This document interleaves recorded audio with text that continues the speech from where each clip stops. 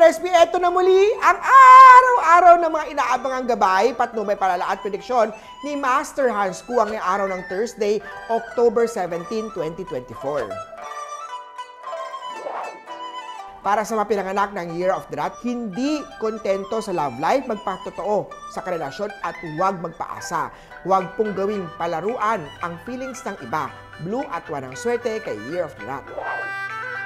Kay Ox naman tayo, dalhin ang iyong special someone out for special deals or special treats. Something sailing. Smooth sailing naman ang inyong relationship dahil magiging smooth sailing ang inyong mga career. Huwag kalimutan na mag-reach out sa mga tao para masolusyonan ang inyong mga problema. Yellow at 9 ng swerte kay Year of the Ox. Kay Tiger naman tayo, naku! Kung Tiger ka at business owner ka, keep an eye on your finances para makasiguradong walang problema sa negosyo. Ipa-function yan kay Master Hans Kua. Lavender at 7 ang swerte kay Year of the Tiger. Rabbit naman tayo, sa mga nagkakaroon ng katampuhan sa relasyon dahan-dahan lang at baka lumaki ang away o problema pa. Purple at 1 ang swerte kay Year of the Rabbit.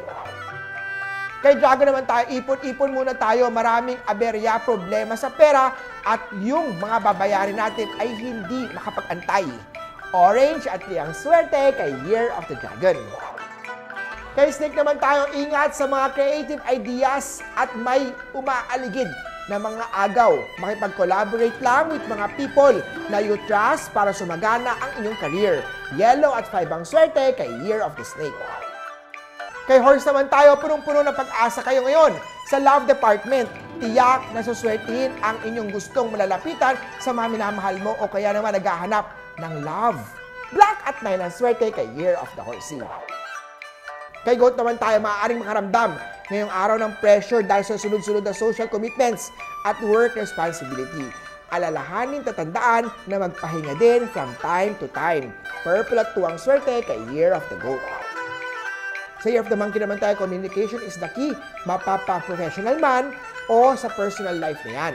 Para sa may mga asawa naman, kausapin palagi ang sweetheart, asawa mo, bago gumawa ng desisyon.